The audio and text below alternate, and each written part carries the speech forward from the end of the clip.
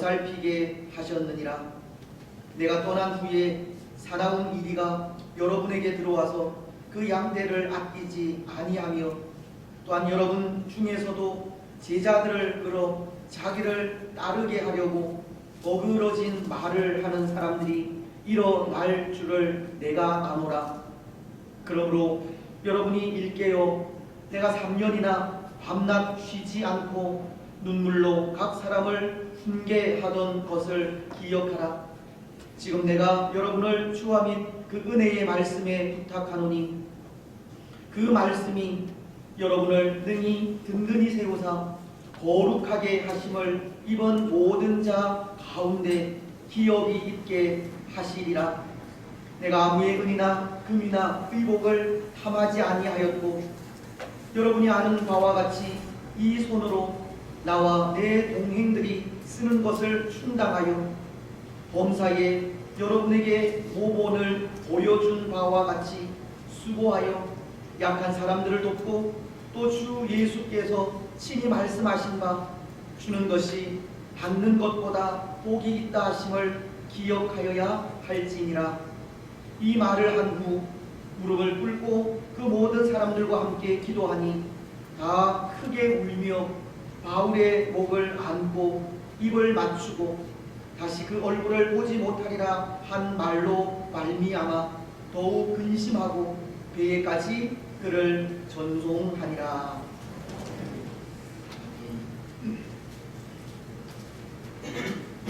우리는 지난 시간 사도 바울이 밀레도라는 곳에서 예루살렘으로 떠나기 전 에베소의 장로들을 불러 마지막 고별 설교를 하는 그 한 부분의 말씀을 생각했습니다. 밀레도 강화라는 것을 통해 전도자로서 바울이 가진 마음과 그 자세에 대해 생각을 했었는데요. 바울은 전도자로서 하나님의 뜻을 이루기 위해 겸손한 삶을 살아갔고 눈물로 예수님께서 걸어가신 십자가의 길을 걸어갔으며 예수님의 십자가 사랑에 끝까지 인내하며 복음을 증거하였습니다. 때로 오늘날 참 쉽지 않는 이 믿음의 길을 걸어가는 우리에게 바울은 겸손과 눈물과 인내로 믿음의 길을 걸어가야 할 것을 가르치신 겁니다. 오늘 보면 지난 시간에 이어 두 번째 밀레도 강화라는 것을 통해 바울이 가르치는 또 다른 믿음의 삶을 생각하려고 하는데요. 이 말씀도 세 부분에 걸쳐 세 부분으로 생각을 하려고 합니다. 먼저 그 첫 번째 부분은 22절 말씀을 통해서입니다. 그럼 22절은 이렇게 말씀을 하십니다. 보라, 이제 나는 성령에 매여 예루살렘으로 가는데 거기서 무슨 일을 당하는지 알지 못하노라. 오늘 바울을 통해 생각하려고 하는 또 하나의 믿음의 삶은 성령 하나님께 매임 당하는 삶입니다. 여러분, 오늘 바울은 고백하기를 성령의 매여라고 하시지 않습니까? 이것은 바울이 그의 심령 안에서 역사하시는 성령님의 뜻에 사로잡혀 있다고 하는 의미입니다. 바울은 지금 예루살렘으로 가고자 하는데 그 뜻이 자신이 스스로 정한 뜻이 아니라 그의 심령 안에서 역사하시는 하나님의 인도하심을 따라 간다는 것을 말하고 있는 겁니다. 바울은 그 살아가는 삶이 전적으로 성령 하나님의 뜻에 따라서 살아가고 있다는 것을 보여주는 겁니다. 우리는 이런 삶을 성령님께 붙들린 바 된 삶이라고 하는데요. 바울은 성령 하나님께 붙들린 바가 되었다는 겁니다. 그런데 여러분, 오늘 바울이 이렇게 성령에 붙들린 바가 되어 예루살렘으로 가고자 하지만 그 길, 예루살렘으로 향하여 가는 길은 평탄한 길이 아닙니다. 죽음의 길입니다. 왜냐하면 지금 예루살렘에 있는 많은 유대인들이 유대교를 떠나 예수님을 메시아로 고백하는 바울을 신성모독죄로 유대 법정에 고소한 상태이고, 이 바울이 예루살렘에 도착하면 그 즉시 체포할 계획을 가지고 있기 때문입니다. 그래서 그 사실을 알고 있는 많은 이 동력자들이 바울의 예루살렘행을 막고 있는 상태이기 때문입니다. 사도행전 21장은 10절로 12절을 통해 그 한 예를 이렇게 말씀하고 있는데요.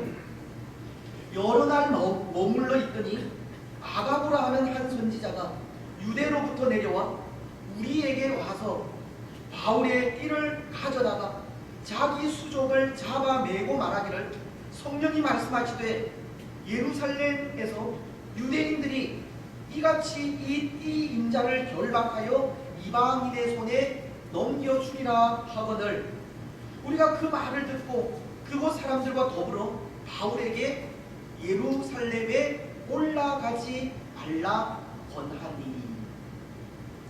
많은 사람들이 바울의 예루살렘행을 막기까지 예루살렘으로 가는 그 길은 결박과 죽음이 기다리고 있는 길이라는 것입니다. 하지만 그럼에도 바울은 이렇게 말하고 있습니다. 예루살렘행은 성령의 메인화된 길이라는 것입니다. 이것은 나의 뜻이 아니라 성령님의 뜻이라는 것입니다. 성령 하나님의 이끌림에 의해 예루살렘으로 간다는 겁니다. 오늘 23절 말씀도 오직 성령이 각 성에서 내게 증언하여 결박과 환난이 나를 기다린다 하시나. 이미 성령께서 바울에게 그 사실을 알려주어 알고도 있었지만 그럼에도 예루살렘으로 향해 나아가는 그 길은 성령 하나님의 분명한 뜻이기에 바울은 죽음도 마다하지 않고 성령 하나님의 뜻에 따르겠다는 것입니다. 그렇습니다. 사랑하는 여러분, 바울은 성령님의 뜻에 순종하여 산 사람입니다. 성령님의 뜻을 거스르지 않고 성령에 붙들려 살아간 성령의 사람입니다. 우리가 이전에 생각한 말씀 중에도 그런 경우가 있었는데요. 혹 기억을 하실지 모르겠지만 사도행전 16장을 보면 바울이 제2차 전도 여행을 하던 중 이 아시아로 가고자 한 적이 있습니다. 근데 그는 한밤중에 환상으로 마케도냐 사람 하나를 만나게 되었고, 그 환상 이후 아시아가 아닌 유럽 쪽으로 이 발길을 돌리게 됩니다. 그 상황을 사도행전 16장 6절로 7절은 이렇게 말씀을 하십니다. 성령이 아시아에서 말씀을 전하지 못하게 하시거늘 그들이 부르기아와 갈라디아 땅으로 다녀가 무시아 앞에 이르러 비두니아로 가고자 애쓰되 예수의 영이 허락하지 아니하시는지라. 성령이 아시아로 가지 못하게 하고 예수의 영이 그가 계획한 길을 허락하지 않은 겁니다. 그래서 바울은 그가 생각한, 그가 계획한 그 뜻을 내어버리고 성령의 인도하심을 따르게 됩니다.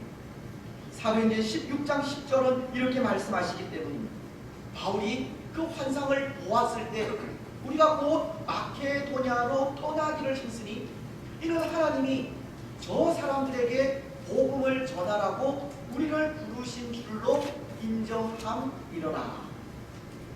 바울은 자신의 뜻을 포기하기까지 성령의 인도하심에 순종한 모습을 보여주시는 겁니다.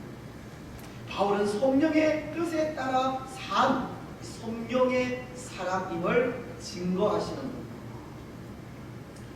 사랑하는 여러분, 오늘 우리도 성령의 뜻에 따라 사는 사람들이 되어야 합니다. 성령님의 뜻에 항상 민감하게 반응해야 하고, 성령님께서 말씀하실 때 그 말씀 앞에 순종하는 삶을 살아야 합니다. 성령께서 우리의 길을 인도해 가실 때 나의 계획이 어떠하든 그것을 포기할 줄도 알아야 합니다.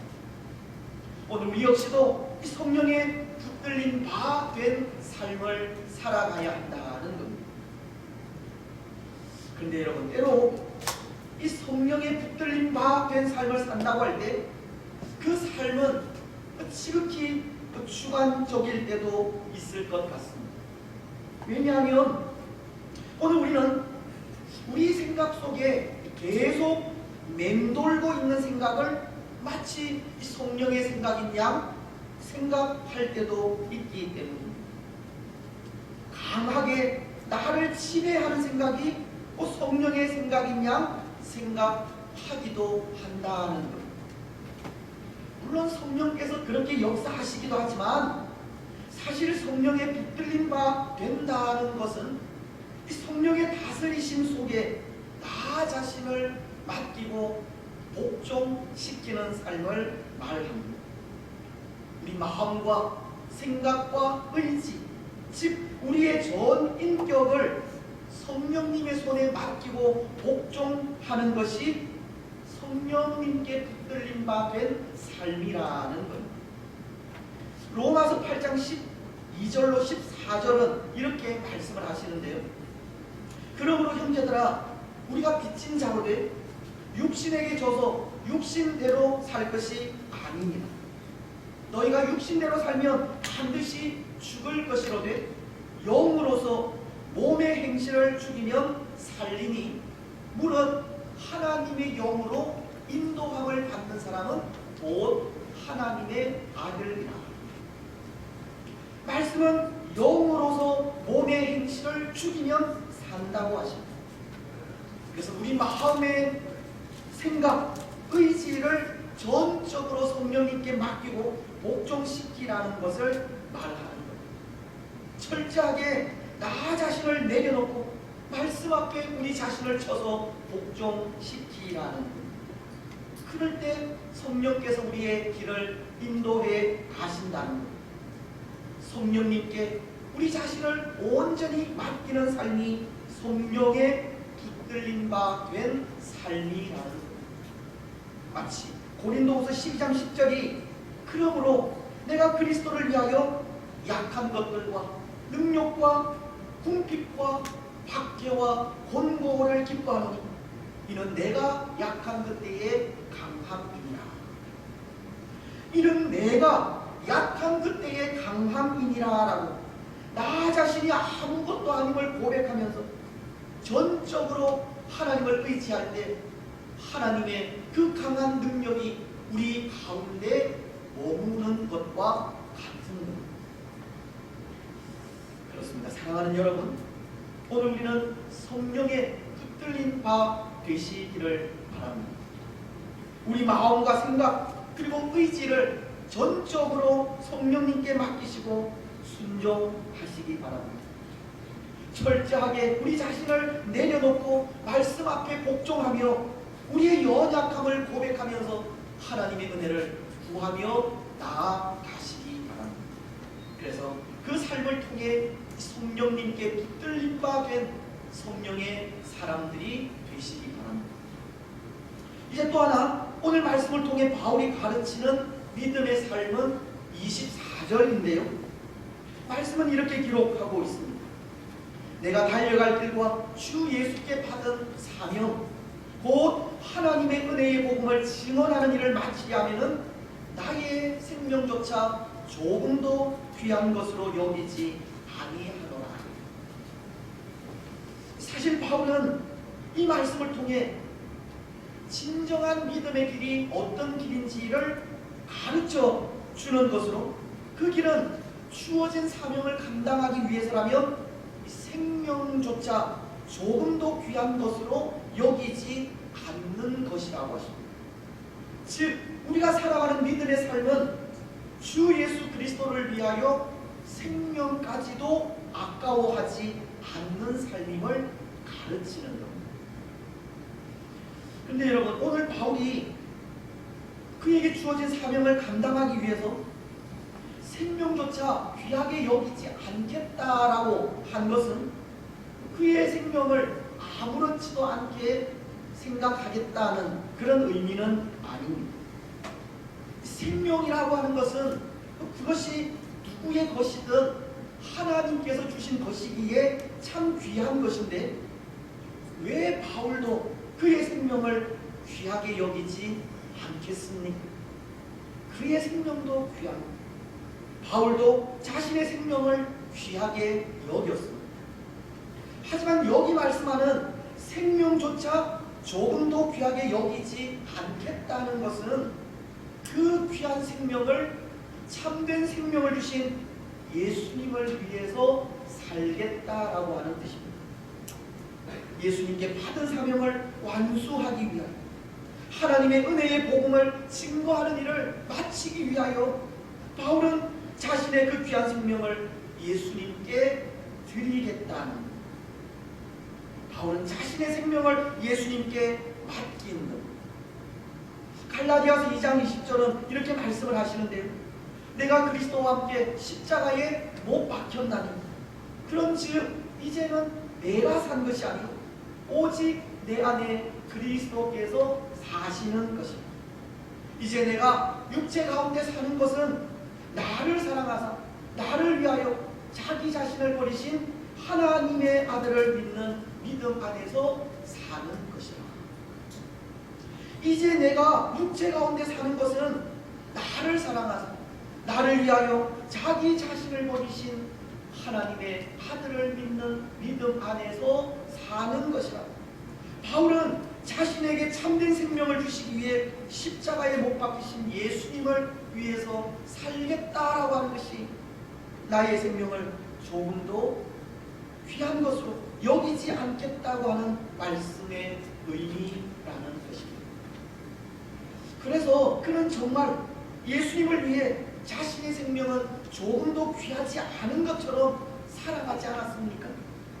고린도전서는 4장 9절로 13절을 통해서 이렇게 말씀하시기 때문입니다. 내가 생각하건대 하나님이 사도인 우리를 죽이기로 작정한 자 같이 끄트머리에 두셨음에 우리는 세계 곧 천사와 사람에게 구경거리가 되었노라. 우리는 그리스도 때문에 어리석으나 너희는 그리스도 안에서 지혜롭고 우리는 약하나 너희는 강하고 너희는 존귀하나 우리는 비천하여 바로 이 시각까지 우리가 죽이고 목마르고 헐벗고 매맞으며 정처가 없고 또 수고하여 친히 손으로 일을 하며 모욕을 당한 즉 축복하고 박해를 당한 즉 참고 비방을 받은 즉 권면하니 우리가 지금까지 세상의 더러운 것과 만물의 찌꺼기 같이 되었도다. 바울은 그리스도 예수를 위하여 세상의 더러운 것과 만물의 찌꺼기 같이 되었다는 고백을 하고 있습니다. 그는 자신의 생명을 조금도 귀하지 않은 것으로 귀한 것으로 여기지 않는 그런 삶을 살아간 겁니다. 예수님을 위하여서 전적으로 자신의 생명을 드리며 살아갔다는 겁니다. 그래서 오늘 26절로 27절을 통해 그가 고백하는 고백이 이런 것입니다. 그러므로 오늘 여러분에게 증언하거니와 모든 사람의 피에 대하여 내가 깨끗하니 이는 내가 꺼리지 않고 하나님의 뜻을 다 여러분에게 전하였음이니라. 여러분, 이 말씀의 의미가 무엇이겠습니까? 특히 바울은 모든 사람의 피에 대하여 내가 깨끗하다는 표현을 사용하고 있는데요. 이것이 무엇을 의미하겠느냐는 겁니다. 이 말씀은 영적인 파수꾼이 된 바울이 자신에게 맡겨진 사명을 최선을 다해 완수했다는 뜻입니다.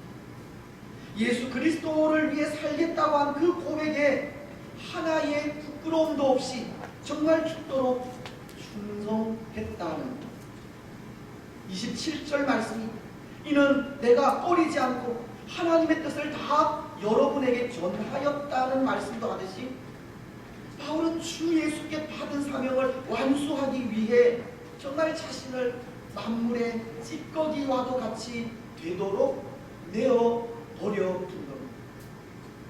오직 자신에게서 예수 그리스도만이 존귀하게 되기 위하여 스스로 세상에 더러운 것이 된 겁니다.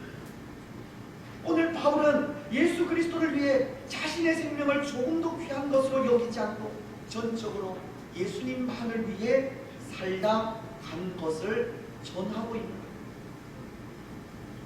사랑하는 여러분, 그렇다면 오늘 우리는 어떠합니까? 오늘 우리는 우리의 생명을 누구를 위해서 살아가고 있습니까?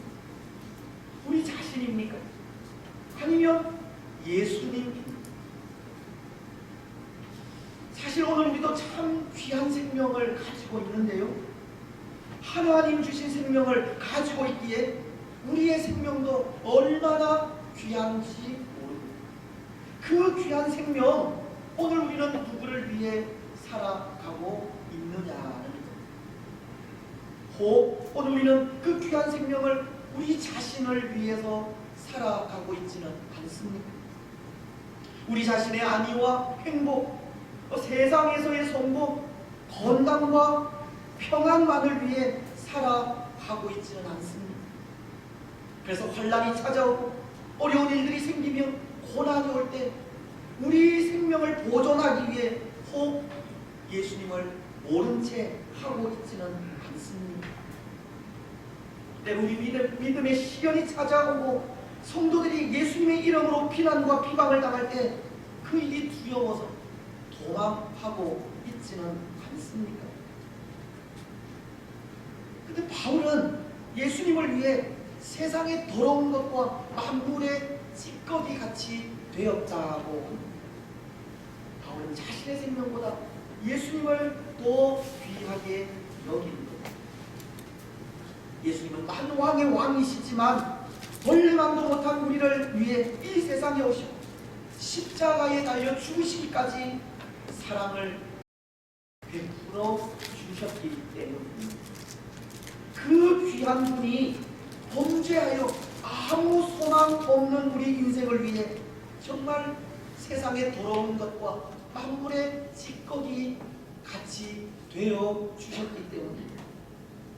그렇다면 오늘 우리도 우리를 위해 십자가에 달리신 예수님을 위해 우리의 생명을 조금도 아까워하지 말아야 합니다. 예수님을 위해 우리 자신을 십자가에 못 박아야 합니다. 만왕의 왕이신 예수님께서 세상의 더러운 것과 만물의 찌꺼기가 되시기까지 우리를 사랑하셨기에 우리 역시도 세상의 더러운 것과 만물의 찌꺼기가 되기까지 우리 생명을 예수님께 드리며 헌신해야 하는 겁니다. 예수님만을 위한 삶을 살아가야 하고 예수님만을 존귀하게 하는 우리들의 삶이 되어야 합니다. 사랑하는 여러분, 예수님만을 존귀히 여기는 우리들이 되시기를 바랍니다. 예수님을 위해 세상의 더러운 것과 만물의 찌꺼기가 되는 것 두려워하지 마십시오. 예수님을 위해 낮아지고 고난당하고 욕먹는 것 오히려 자랑하시기 바랍니다. 나를 통해 예수님만 존귀하게 된다면 그것만으로 만족하시기 바랍니다. 그 삶이 오늘 바울이 살다 간 삶이요, 오늘 우리가 살아야 할 믿음의 삶이기 때문입니다. 이제 마지막 세 번째, 오늘 말씀을 통해 바울이 가르치는 믿음의 삶은 33절로 34절입니다. 말씀은 이렇게 기록하고 있는데요, 내가 아무의 은이나 금이나 의복을 탐하지 아니하였고 여러분이 아는 바와 같이 이 손으로 나와 내 동행들이 쓰는 것을 충당하여. 또 35절은 이렇게 말씀하십니다. 범사에 여러분에게 모본을 보여준 바와 같이 수고하여 약한 사람들을 돕고 또 주 예수께서 친히 말씀하신 바 주는 것이 받는 것보다 복이 있다 하심을 기억하여야 할지니라. 여러분, 무엇을 말씀하려 하시겠습니까? 이 말씀을 통해 바울이 전하려고 하시는 말씀이 무엇이겠습니까? 믿음의 삶은 나 자신을 위한 삶이 아니라는 것을 가르치는 것. 믿음의 삶은 하나님의 영광을 구하는 삶이고, 믿음의 삶은 그리스도의 향기를 나타내는 삶이며, 믿음의 삶은 또 다른 사람들을 위하여 살아가는 삶이라는 것을 가르치는 것. 왜냐하면 오늘 바울은 내가 아무의 은이나 금이나 의복을 탐하지 아니하였다고 전하고 있기 때문이고, 범사에 모범을 보였다고 말씀하고 있기 때문이며, 또 주는 것이 받는 것보다 복이 있다고 하신 예수님의 말씀을 전하고 있기 때문입니다. 바울은 아무의 은이나 금이나 의복을 탐하지 아니하므로 하나님의 영광을 위해 산 것을 말씀하고 있고, 범사에 모범을 보인 삶을 통해 그리스도인으로서 악취가 아니라 향기를 나타낸 것을 말씀하고 있으며, 받는 것을 좋아하는 삶이 아니라 주는 것을 좋아하는 삶을 통해 또 다른 사람들을 위해 살아간 것을 전하고 있기 때문입니다.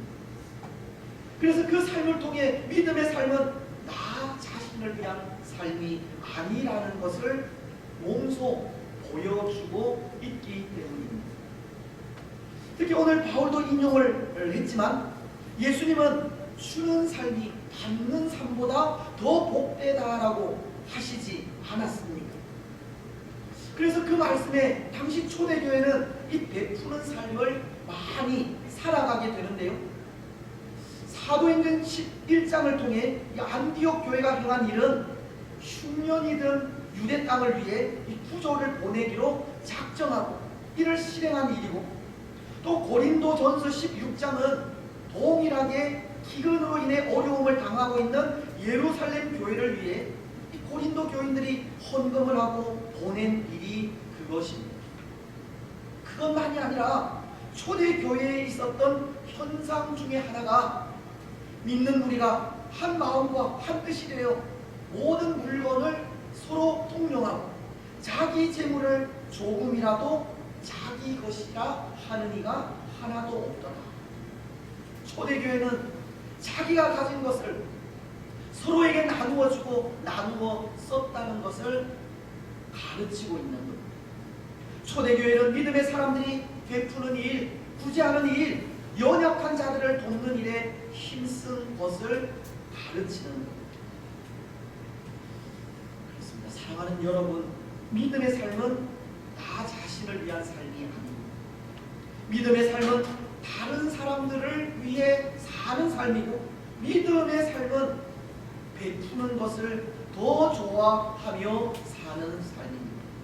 그 삶을 통해 예수 그리스도의 향기를 나타내어야 하는 삶이 믿음의 삶입니다. 고린도후서 2장 15절은 이렇게 말씀하시지 않습니까? 우리는 구원을 얻는 자들에게나 망하는 자들에게나 하나님 앞에서 그리스도의 향기입니다. 믿음의 사람들은 그리스도의 향기를 나타내는 사람들이라는 것입니다. 오늘날과도 같이 혼란과 위기의 시대에 믿음의 사람들의 모습은 더욱더 분명해야 합니다.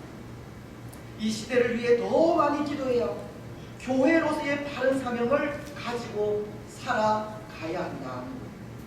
비록 오늘날 교회가 세상 사람들과 정치에 휘둘리는 시대가 되었지만, 그럼에도 교회로서 해야 할 일들을 분명히 해야 하고 교회로서 세상의 모범을 보이는 삶을 살아가야 합니다.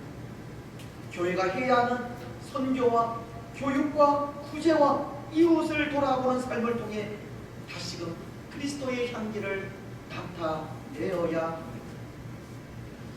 여러분, 오늘 우리는 교회로서 다시금 그리스도의 향기를 아름답게 나타내시기를 바랍니다. 구제하고 선교하며 교육하는 일에 더욱 힘쓰는 교회가 되시기 바랍니다. 오늘 이 시대 교회로서 하나님을 예배하고 경배하며 찬양하는 일을 분명히 하면서 세상을 향해서도 분명한 하나님의 사람으로 나아가시기 바랍니다.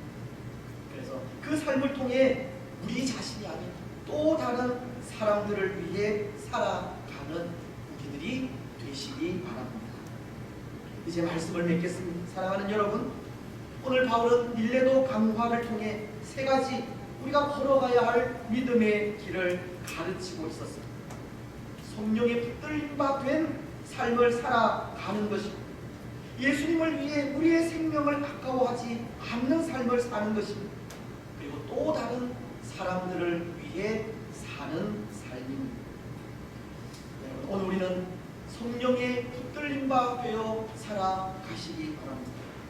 예수님을 위해 우리의 생명을 조금도 아까워하지 마시기 바랍니다.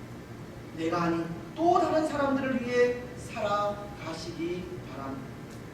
그래서 그 삶을 통해 예수 그리스도의 향기를 나타내고 하나님의 영광을 드러내는 복된 주의 성도들이 되시기를 주님의 이름으로 축복합니다.